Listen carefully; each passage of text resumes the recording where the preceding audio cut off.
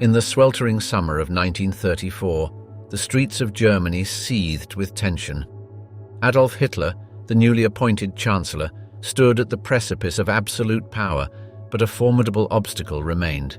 Ernst Julius Gunther Röhm, his longtime friend and leader of the Sturmabteilung at SA.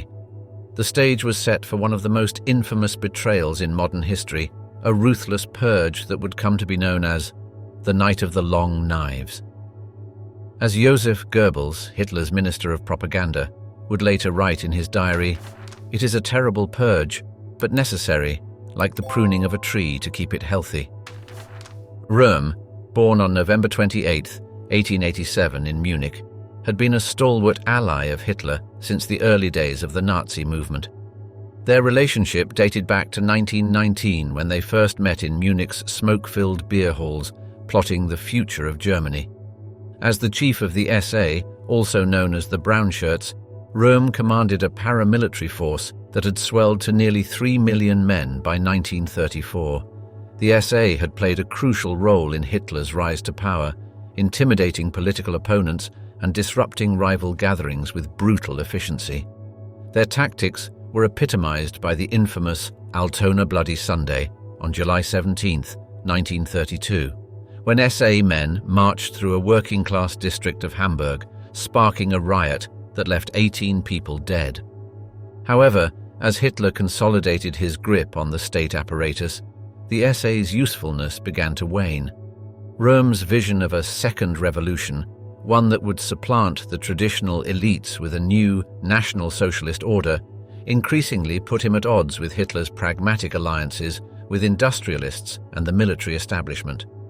Röhm's socialist leanings were evident in his statement, "The capitalists have not been eliminated, but have only hidden themselves behind the Nazi front men," which alarmed Germany's business elite. The Reichswehr, Germany's regular army, viewed the SA with growing alarm. General Werner von Blomberg, the Minister of Defense, warned Hitler that if he did not act to curb the SA's power, President Paul von Hindenburg might declare martial law and hand control of the country to the army. The army's concerns were not unfounded. Röhm had openly boasted, "The SA is the National Socialist Revolution." This declaration stood in stark contrast to the army's traditional role and threatened the delicate balance Hitler was trying to maintain. Hitler, ever the master manipulator, began to distance himself from his old comrade. In a speech on June 17, 1934, at Marburg University, Vice-Chancellor Franz von Papen, acting with Hitler's tacit approval, criticized the excesses of the Nazi regime and the threat of a second revolution. The speech, ghostwritten by Edgar Jung, a conservative critic of the Nazi regime, sent shockwaves through the party and served as a prelude to the coming storm. Jung's involvement would cost him his life. He was arrested on June 25th and murdered during the purge. As tensions mounted, Röhm and his inner circle retreated to the Hanselbauer Hotel in Bad Wiessee, a picturesque Bavarian resort town.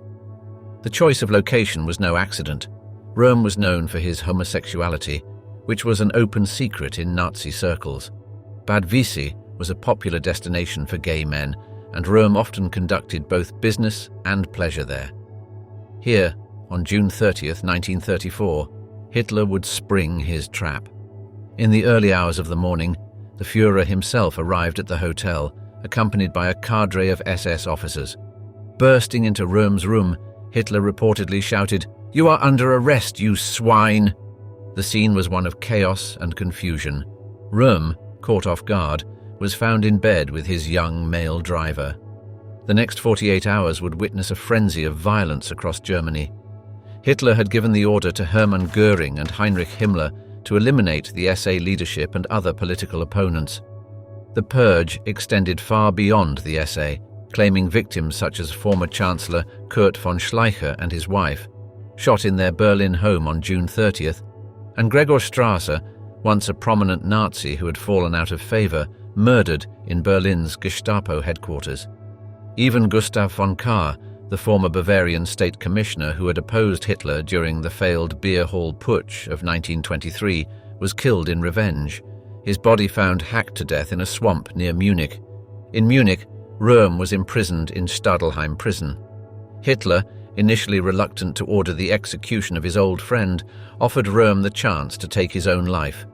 A pistol was left in his cell with the ominous message, "You have 15 minutes." When Röhm refused, declaring, "If I am to be killed, let Adolf do it himself," he was shot by SS officers Theodor Eicke and Michael Lippert on July 1, 1934. His last words were reportedly, "Mein Führer, mein Führer." The official death toll of the purge was 77, though historians estimate the true number may have been in the hundreds. The victims included not only SA leaders, but also prominent conservatives, Catholics, and former opponents of the Nazi regime. Among them was Father Bernhard Stempfler, a Catholic priest who had helped edit Mein Kampf, but had fallen out of favor. The brutality of the purge was exemplified by the murder of Erich Klausner, the leader of Catholic Action, who was shot at his desk in the Ministry of Transport. In a speech to the Reichstag on July 13th, Hitler justified the killings, claiming he had acted as supreme judge to protect Germany from treason. "In this hour I was responsible for the fate of the German people," he declared, "and thereby I became the supreme judge of the German people." This speech, broadcast nationwide, was a masterclass in political spin, transforming an act of cold-blooded murder into a patriotic duty. The Night of the Long Knives marked a turning point in Nazi Germany. With the SA neutered and its leaders eliminated, the more disciplined and loyal SS under Heinrich Himmler rose to prominence.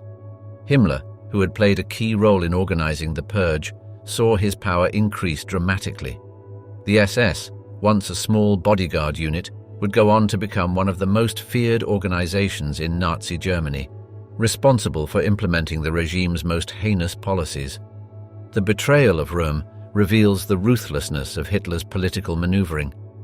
Despite their shared history, Röhm had been one of the earliest members of the Nazi Party, holding membership card number 623. Hitler did not hesitate to sacrifice him when it became politically expedient. This betrayal was perhaps best summed up by Hermann Göring, who later boasted, "I joined the party because I was a revolutionary, not because of any ideological nonsense." In the aftermath of the purge, the Nazi regime tightened its grip on power. The army, grateful for Hitler's actions against the SA, pledged its loyalty. On August 2, 1934, following the death of President Hindenburg, Hitler combined the offices of Chancellor and President, declaring himself Führer and Reich, Chancellor of Germany. The soldier's oath was changed to a personal oath of loyalty to Hitler, cementing his control over the military. Whiskey, wires and whispers.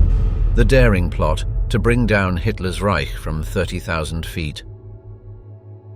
In the frigid winter of 1943, as the winds of war howled across the Eastern Front, a small group of German officers huddled in secret, their hearts heavy with the weight of their nation's sins. Among them, Colonel Henning von Tresckow stood tall, his piercing blue eyes burning with determination. The plan they were about to set in motion would shake the very foundations of the Third Reich and, if successful, alter the course of history. This clandestine gathering took place in the officers' mess of Army Group Center, a nondescript building that belied the momentous decisions being made within its walls. As they plotted, the words of Dietrich Bonhoeffer, a theologian and fellow resistance member, echoed in their minds. "Silence in the face of evil is itself evil. God will not hold us guiltless. Not to speak is to speak, not to act is to act." March 13, 1943. The air at Smolensk airfield crackled with tension as Hitler's Focke-Wulf Condor, a converted civilian airliner dubbed Immelmann III after the World War I flying ace, prepared for takeoff. The Führer had just concluded a visit to Army Group Center's headquarters, where he had met with Field Marshal Gunther von Kluge. Little did Hitler know that his life hung by a thread, or more precisely, by the delicate wiring of a bomb disguised as 2 bottles of Cointreau liqueur. The irony was not lost on the conspirators that Hitler, a teetotaler known for his aversion to alcohol, might meet his end through a package of spirits. Von Tresckow, serving as chief of operations for Army Group Center, had long been disillusioned with Hitler's leadership and the atrocities committed in the name of the Reich. He had witnessed firsthand the brutal treatment of civilians and Jews in the occupied territories and the senseless waste of German lives in poorly planned military operations. One particularly haunting incident occurred in the fall of 1941 when von Tresckow observed the mass execution of Jews in Borisov, Belarus. This event, among others, solidified his resolve to act against the regime. "Hitler is a dancing dervish," von Tresckow once remarked to his confidant, Fabian von Schlabrendorf. "He must be shot down." The plot had been meticulously crafted over several weeks. Von Tresckow and his co-conspirators, including Major General Hans Oster and General Friedrich Olbricht, had obtained a British-made bomb from the Abwehr, Germany's military intelligence service. The explosive device was cleverly disguised as a gift package containing 2 bottles of Cointreau, a popular orange-flavored liqueur. The bomb itself was a product of British ingenuity, using a chemical fuse designed to be undetectable by the basic security measures of the time. It was procured through a complex network of resistance members, including Admiral Wilhelm Canaris, head of the Abwehr, who played a dangerous double game of serving Hitler while secretly undermining his regime. As Hitler's plane prepared for departure, von Tresckow approached Colonel Heinz Brandt, a staff officer accompanying the Führer, with an air of casual urgency. "Brandt, my friend," he said, his voice steady despite the hammering of his heart, "I have a favor to ask. Could you deliver this package to Colonel Helmuth Stief in Berlin? It's a gift for his birthday." This seemingly innocuous request was laden with deadly intent. Colonel Stief, unbeknownst to Brandt, was another member of the resistance, chosen as the fictitious recipient to add credibility to the ruse. Brandt, unsuspecting, agreed readily. The package was stowed in the cargo hold of Hitler's plane, mere feet from where the dictator would be seated. As the aircraft lifted off into the grey sky, von Tresckow and his fellow conspirators held their breath. The bomb was set to detonate within 30 minutes, more than enough time for the plane to be airborne and beyond help. In a cruel twist of fate, the extreme cold at high altitude, a factor the plotters had not anticipated, would play a crucial role in the outcome of their plan. The tension at Smolensk was palpable as the conspirators waited for news. Von Schlabrendorf, von Tresckow's adjutant and fellow plotter, stood by the radio, his fingers tapping nervously on the desk. Hours passed with no word of the Führer's demise. Finally, the crushing news arrived. Hitler's plane had landed safely in East Prussia. The Führer, oblivious to the danger he had been in, proceeded to his heavily guarded Wolfschanze, Wolf's Lair headquarters near Rastenburg. The failure of the bomb to detonate was a devastating blow to the resistance movement.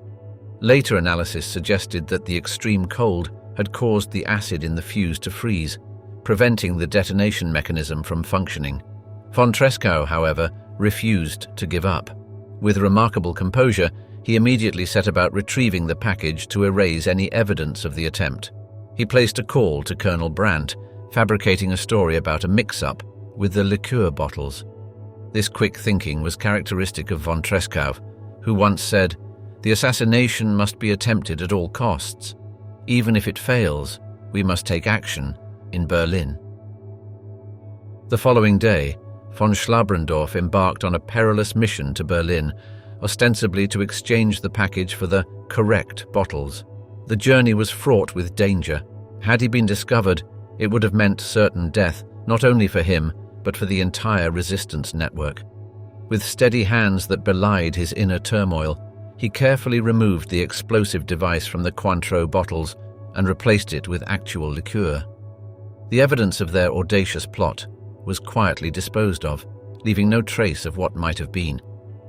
This act of coolness under pressure would later lead von Schlabrendorf to remark, "It's a strange feeling to hold in one's hands the tool that could change the course of history." The March 13th attempt was not von Tresckow's first, nor would it be his last. he had been involved in several other plots to assassinate Hitler, including a plan to shoot the Führer during a military demonstration at an army training ground in Smolensk on March 13, 1943. This attempt, codenamed Operation Flash, was aborted at the last minute when Hitler unexpectedly left the demonstration early. Another plot involved smuggling a bomb into a showcase of captured Soviet weapons that Hitler was scheduled to attend, but this too was foiled when the Führer changed his plans at the last moment. The bomb plot on Hitler's plane was a testament to the ingenuity and bravery of the German resistance movement. These men, many of whom held high positions within the Wehrmacht, risked everything in their attempts to topple the Nazi regime from within. Their efforts would culminate in the famous July 20, 1944 plot, in which Colonel Klaus von Stauffenberg nearly succeeded in killing Hitler with a briefcase bomb at the Wolf's Lair. Von Tresco played a crucial role in planning this operation, codenamed Valkyrie, working tirelessly to coordinate the various resistance cells across Germany. In the aftermath of the July 20th plot, as the Gestapo's net began to close around the conspirators, von Tresckow chose to take his own life rather than face capture and torture. On July 21, 1944, he walked alone into no man's land on the Eastern Front and detonated a hand grenade, making it appear as if he had been killed in combat. His last words to his aide, Lieutenant Fabian von Schlabrendorf, were a powerful testament to the moral imperative that drove him. God promised Abraham that he would not destroy Sodom if just 10 righteous men could be found in the city, and so I hope that for our sake God will not destroy Germany. The Eagle's Defiance, Stauffenberg's Dance with Destiny. In the sweltering heat of July 20th, 1944, as the tide of war turned inexorably against Nazi Germany, a tall, aristocratic figure with an eye patch strode purposefully through the heavily guarded Wolf's Lair. Colonel Klaus von Stauffenberg, a man once loyal to the Führer, now carried with him the means to topple the Third Reich. His briefcase, innocuous in appearance, concealed a ticking time bomb that would soon shake the foundations of Hitler's regime. The Wolf's Lair, or Wolfschanze in German, was Hitler's first Eastern Front military headquarters, a sprawling complex of bunkers and buildings hidden in the Masurian woods near Rastenburg, East Prussia, now Kętrzyn, Poland. As Stauffenberg navigated its labyrinthine corridors, the words of Johann Wolfgang von Goethe echoed in his mind. Daring ideas are like chessmen moved forward. They may be beaten, but they may start a winning game. Stauffenberg's journey from decorated war hero to would-be assassin was as complex as the man himself. Born into the old German nobility on November 15, 1907, in Jettingen, Bavaria, Klaus Philipp Maria Schenk, Graf von Stauffenberg, was raised with a strong sense of duty and honor. His early military career saw him rise rapidly through the ranks, earning accolades for his strategic acumen and leadership. By 1933, he had achieved the rank of lieutenant in the 17th Cavalry Regiment in Bamberg, where he first encountered the rising tide of Nazism with a mixture of curiosity and skepticism. However, the brutal reality of Hitler's war machine began to chip away at Stauffenberg's loyalty. The turning point came in 1942 during the invasion of the Soviet Union, codenamed Operation Barbarossa. Witnessing the atrocities committed against civilians and Jews, particularly the Commissar Order, which mandated the execution of Soviet political officers, Stauffenberg's conscience could no longer reconcile with the regime he served. In a letter to his wife Nina, he wrote, "It is time that something was done. Those of us who are in positions of responsibility cannot wait any longer." The seeds of betrayal, planted in the blood-soaked fields of Eastern Europe, grew steadily in Stauffenberg's mind. His resolve was further strengthened when he was grievously wounded in North Africa on April 7, 1943. The attack, which occurred during a low-flying Allied fighter bomber raid near Mazuna, Tunisia, left him with only one eye, his left hand, and 3 fingers on his right hand. As he convalesced at the Lazarett Hohenlinchen military hospital in Munich, Stauffenberg's determination to act against Hitler crystallized. It was during this time that he was introduced to the wider circle of resistors by his uncle, Count Nikolaus von Uexkll-Gyllenband. Recruited into the resistance movement, Stauffenberg quickly became a central figure in the conspiracy. His position as Chief of Staff to General Friedrich Olbricht at the General Army Office in Berlin provided him with the access and influence necessary to carry out the plot. The resistance network, which included high-ranking officials like former mayor of Leipzig, Karl Goerdeler, Field Marshal Erwin von Witzleben, and General Ludwig Beck, had been planning Hitler's overthrow for years. Stauffenberg's arrival injected new energy and purpose into their efforts.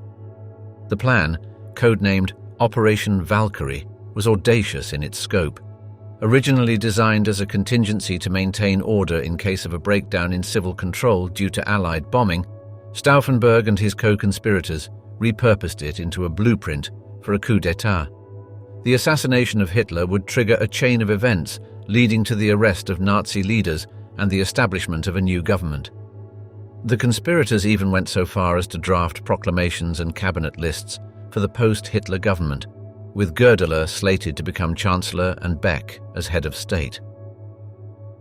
On that fateful July day, Stauffenberg arrived at the Wolf's Lair for a military briefing, his mutilated hand concealing the true nature of his visit. With cold determination, he activated the acid-based fuse of the bomb and placed the briefcase under the heavy oak conference table, mere feet from where Hitler stood.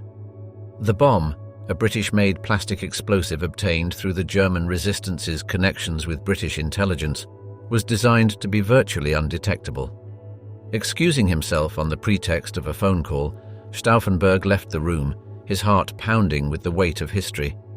As he exited, he couldn't help but recall the words of Martin Luther, "Here I stand, I can do no other."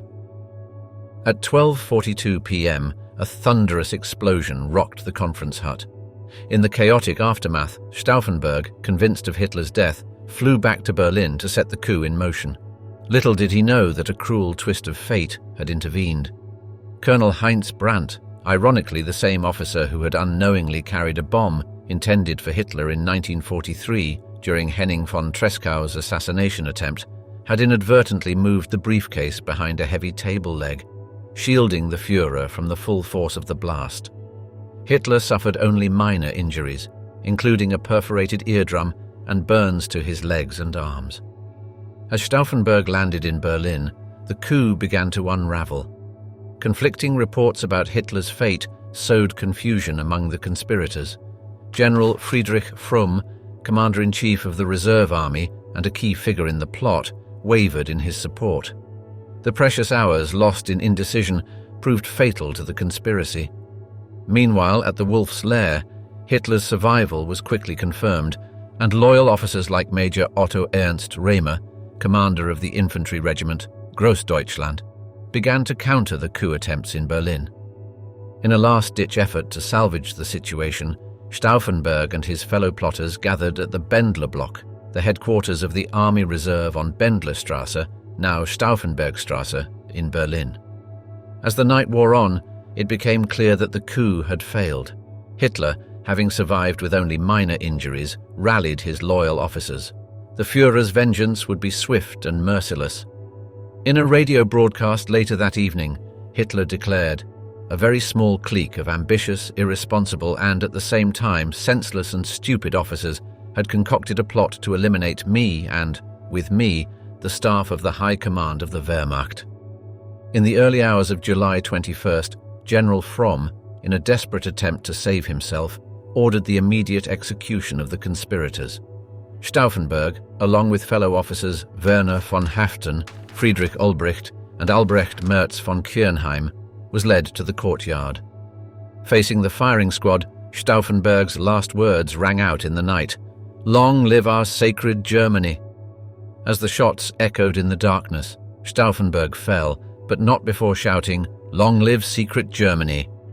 a reference to the mystical concept of an ideal Germany, separate from the corrupted Nazi state. The aftermath of the July 20th plot was brutal. Hitler, enraged by the betrayal, unleashed a wave of terror known as the Bloody Nights. Over 7,000 people were arrested, and nearly 5,000 were executed. Notable victims included Field Marshal Erwin Rommel, forced to take his own life, and Helmuth James Graf von Moltke, founder of the Kreisau Circle resistance group. Stauffenberg's family, including his pregnant wife Nina and young children, were arrested and sent to concentration camps. In a particularly cruel twist, Hitler ordered that the executed conspirators be hanged with piano wire from meat hooks, and their executions filmed for his personal viewing. The Black Sun's eclipse, Himmler's final gambit. In the dying days of the Third Reich, as Allied forces closed in from east and west, one of Hitler's most trusted lieutenants embarked on a desperate and treacherous path. Heinrich Himmler, the architect of the SS and overseer of the Nazi concentration camp system, would attempt a betrayal so audacious it would seal his fate and mark the final chapter of his dark legacy. The man who had once proclaimed, "The best political weapon is the weapon of terror. Cruelty commands respect. Men may hate us, but we don't ask for their love, only for their fear," would soon find himself gripped by that very emotion.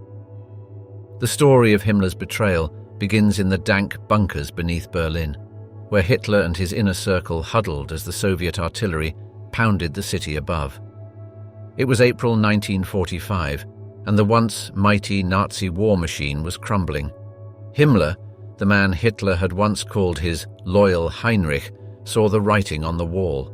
On April the 21st, he left the Führer bunker for the last time, ostensibly to command German forces in the north. But Himmler had other plans brewing in his twisted mind. As he departed, Joseph Goebbels, Hitler's propaganda minister, reportedly muttered, "The rat is leaving the sinking ship." Little did Goebbels know how prescient his words would prove. As he made his way to Lübeck, Himmler's thoughts turned to self-preservation. The man who had orchestrated the deaths of millions now sought to save his own skin. Through intermediaries, he began to reach out to the Western Allies. His tool for this audacious gambit was Count Folke Bernadotte, vice president of the Swedish Red Cross, who had been negotiating the release of Scandinavian prisoners from German concentration camps. Bernadotte had already succeeded in rescuing thousands of prisoners, including 423 Danish Jews from Theresienstadt concentration camp, in what became known as the White Buses operation. On April 24, 1945, in the town of Hohenlichen, Himmler met with Bernadotte. In this clandestine meeting, held at the villa of Himmler's personal physician, Dr. Felix Kirsten, the Reichsführer SS made an astonishing proposal. He offered to order all German forces to surrender to the Western Allies, bypassing Hitler's authority entirely. Himmler, in his deluded state, believed he could negotiate a separate peace with the West, leaving Germany free to continue its war against the Soviet Union. This plan echoed the failed Operation Long Jump of 1943, where Nazi intelligence had attempted to assassinate Allied leaders in Tehran, hoping to drive a wedge between the Western Allies and the Soviet Union. Bernadotte was stunned. He later recounted Himmler's words, "In order to save as much as possible of Germany for the West, I am prepared to capitulate on the Western Front. I realize that the Reich is lost." The Swedish diplomat, however, made it clear that unconditional surrender to all Allied powers was the only acceptable outcome. Bernadotte would later write in his memoirs, "The Last Days of the Third Reich," that Himmler seemed a man living in a dream world of his own. Undeterred, Himmler pressed on with his scheme. On April 28th, he sent a message through the Swedish government to General Eisenhower, offering Germany's surrender. The response was swift and unequivocal. The Allies informed Sweden that they would only accept unconditional surrender to all Allied powers, including the Soviet Union. Eisenhower, disgusted by the offer, reportedly said, "Let him surrender to the Russians." The Supreme Allied commander had no intention of dealing with a man he considered one of the war's greatest criminals. Meanwhile, in Berlin, news of Himmler's treachery reached Hitler's bunker. On April 28th, a Reuters news report detailing Himmler's peace overtures was intercepted. Hitler flew into a rage. The man he had trusted implicitly, the architect of his racial policies, had betrayed him. In his last political testament, dictated just hours before his death, Hitler denounced Himmler, stripping him of all his offices and expelling him from the Nazi Party. Hitler's secretary, Traudl Junge, later recalled the Führer's reaction. Out of sheer nervousness, Hitler ate up the earth that had broken loose from the sides of the hole and hung down into the bunker. He was biting at the earth. Himmler's betrayal was complete, but it had accomplished nothing. The Reich was collapsing, and he was now a man without a country, hunted by all sides. In a final, desperate attempt to evade capture, Himmler disguised himself as a sergeant major of the secret military police. He shaved his moustache, donned an eye patch, and carried forged papers in the name of Heinrich Hitzinger. This disguise was a far cry from the imposing figure who had once declared, "We shall soon have SS divisions of such a kind that our men will be really proud of them." For 3 weeks, Himmler and 2 companions, his adjutant Werner Grothmann and his bodyguard Heinz Macher, wandered through northern Germany, trying to avoid capture. They travelled on foot and by bicycle, sleeping in barns and forests. Himmler, once one of the most powerful men in Nazi Germany, was reduced to a fugitive, scrounging for food and shelter. It was a stark contrast to his former life, where he had controlled vast resources and wielded immense power. But on May 21, 1945, at a checkpoint near Bremervord, his luck ran out. British soldiers detained the group, suspicious of their papers.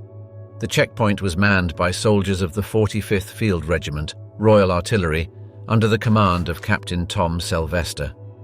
Himmler, still maintaining his disguise, was taken to an interrogation camp in Lüneburg. As he was led away, he must have reflected on the irony of his situation, remembering his own words, "We have only one task, to stand firm and carry on the racial struggle without mercy." It was here on May 23rd that Himmler's masquerade finally ended. During a routine interrogation, he suddenly declared, "I am Heinrich Himmler." The British officers, initially skeptical, soon confirmed his identity. Captain Sylvester later recalled the moment. He looked up at us all, his face quite expressionless, and said quietly and entirely naturally, "Ich bin Heinrich Himmler." I said in English, "What did you say?" He repeated, "I am Heinrich Himmler," again in German. He then added, "If you don't believe me, look at my paybook." The hunt for one of the most notorious war criminals had come to an end. Himmler's final act of betrayal was yet to come. Knowing the fate that awaited him, he bit down on a cyanide capsule hidden in his mouth during a medical examination. Within minutes, the man responsible for so much death and suffering was himself dead, cheating justice one last time. The British doctor attempting to save him, Captain C.J. Wells, later described the scene. He gave a sudden convulsive shudder, foam appeared at his mouth, and his breath became loud and rasping. Himmler's body was buried in an unmarked grave on Lüneburg Heath, its exact location still unknown to this day. The story of Himmler's betrayal is rife with irony. The man who had demanded fanatical loyalty from his SS men had in the end betrayed his Führer. The architect of the final solution had tried to save himself by negotiating with the very powers he had deemed racially inferior. His attempts at realpolitik in the war's final days revealed a man devoid of the ideological fervor he had long espoused. As the historian Ian Kershaw noted, Himmler's betrayal was the ultimate exposure of the bankruptcy of the idealism he had so fervently proclaimed. The architect's deception, Speer's silent rebellion, in the tumultuous final days of the Third Reich, as Hitler's grand vision crumbled under the weight of Allied bombardment and advancing armies, one man within the Führer's inner circle embarked on a clandestine mission of defiance. Albert Speer, Hitler's chief architect and later Minister of Armaments, would orchestrate a betrayal so subtle yet profound that it would challenge our understanding of complicity and resistance in Nazi Germany. As Speer himself would later reflect, "One seldom recognizes the devil when he is putting his hand on your shoulder." Speer's journey from Hitler's favored architect to covert saboteur began in the opulent halls of the Reich Chancellery, a building of his own design. It was here, amidst the grandiose plans for Germania, Hitler's reimagining of Berlin as the capital of a 1,000-year Reich, that Speer first gained the Führer's trust. Their shared passion for monumental architecture forged a bond that would elevate Speer to unprecedented heights within the Nazi hierarchy. Hitler once remarked, "You know, I have never really trusted anyone in my entire life. There's only been one person, and that is Speer. If he were here, he would be the only one I could really open my heart to." By 1942, as the tide of war turned against Germany, Speer's role evolved. Appointed as Minister of Armaments and War Production on February 8, 1942, following the death of Fritz Todt in a plane crash, he was tasked with keeping the German war machine running in the face of increasing Allied pressure. It was in this capacity that Speer's silent rebellion would take root, hidden beneath a veneer of efficiency and loyalty. His organizational skills were so impressive that even his enemies admired him. U.S. Strategic Bombing Survey Director John Kenneth Galbraith later commented, "Speer was unique. He was one of the few men I met in the war who could rise completely above the narrow prejudices of his party." The first seeds of Speer's betrayal were sown in the winter of 1944. As the Allied bombing campaign intensified, Hitler issued his infamous Nero Decree on March 19, 1945. This scorched earth policy demanded the destruction of all German infrastructure to prevent its use by the advancing enemy. Speer, recognizing the catastrophic implications for post-war Germany, made the fateful decision to subtly undermine these orders. He later wrote in his memoirs, "Hitler's orders would have reduced Germany to a wasteland. I felt it was my duty to prevent this senseless destruction." In a daring act of defiance, Speer traveled across Germany, from the Ruhr to Bavaria, meeting with regional Nazi officials and military commanders. Under the guise of coordinating the implementation of Hitler's decree, he instead urged them to ignore or minimize the destruction. "Think of the people," he would say, appealing to a sense of duty beyond Hitler's orders. His efforts saved countless bridges, factories, and power plants from demolition. In the Ruhr alone, Speer's interventions preserved over 200 bridges, crucial for post-war reconstruction. One particularly notable instance of Speer's sabotage occurred in Paris, when Hitler ordered the destruction of the French capital in August 1944, declaring, "Paris must not fall into the enemy's hand, except lying in complete debris." Speer worked behind the scenes to ensure that the German military governor, Dietrich von Choltitz, disobeyed this command. In a clandestine meeting at the Hotel Meurice, Speer convinced Choltitz to spare the city. The City of Light was saved, a testament to Speer's hidden resistance. Years later, Choltitz would recall, "Speer's words gave me the courage to follow my conscience." Yet Speer's betrayal extended beyond preserving infrastructure. In the realm of armaments production, he engaged in a delicate balancing act. While outwardly striving to meet Hitler's demanding production quotas, Speer covertly redirected resources away from Hitler's pet projects. The Me-262 jet fighter, which Hitler insisted be developed as a bomber, saw its production subtly delayed under Speer's management.